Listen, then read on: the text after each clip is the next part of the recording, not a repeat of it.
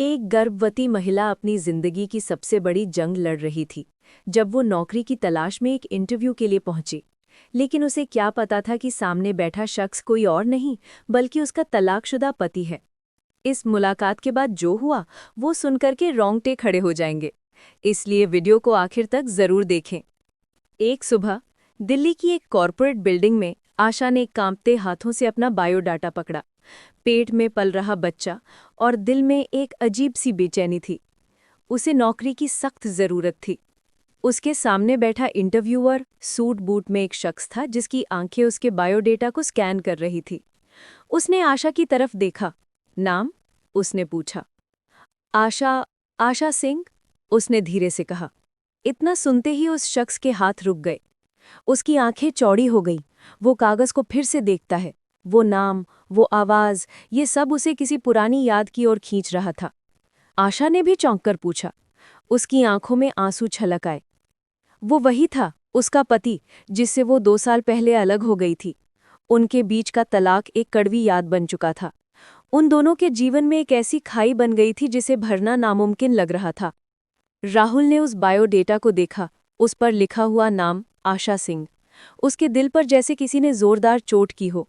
लेकिन तभी उसकी नज़र आशा के पेट पर पड़ी। उसका शरीर कांप गया, जैसे किसी ने उसे बिजली का झटका दिया हो। उसका चेहरा फीका पड़ गया।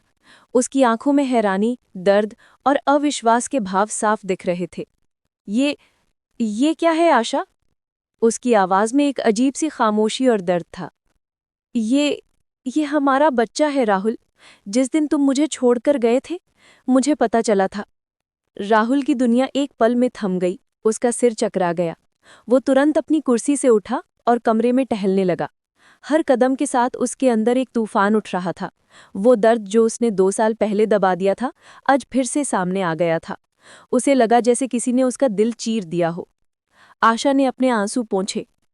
मैं तुम्हें परेशान नहीं करना चाहती थी राहुल, लेकिन मेरे पास और कोई रास्ता नहीं था।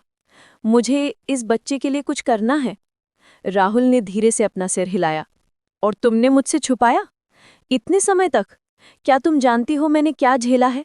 हर रात मैं तुम्हारे बारे में सोचता था, उन बातों के बारे में जो हमने एक दूसरे से कही थी। और तुम इतनी बड़ी बात मुझसे छुपाती रही। उसकी आवाज में दर्द साफ था। वो वापस अपनी कुर्सी पर बैठ गया और अपनी मुट्ठी कस ली। 2 साल से मैं रोज सुबह उठता था और खुद को कोसता था कि मैं तुमसे दूर क्यों हो गया। और आज तुम मेरे सामने एक और जिंदगी लेके खड़ी हो, हमारी जिंदगी जो मैंने कभी नहीं देखी। आशा ने रोते हुए कहा। मैं डर गई थी राहुल। तुम इतने दूर जा चुके थे कि मुझे लगा कि अब कुछ नहीं हो सकता। मैंने अकेले ही सब कुछ करने का फैसला किया था। उनकी बातें एक दूसरे के दिल को छलनी कर रही थी। उनके बीच का मौन उनके कहे हुए शब्दों से ज्यादा गहरा था। राहुल ने अपना सिर उठाया और आशा की ओर देखा।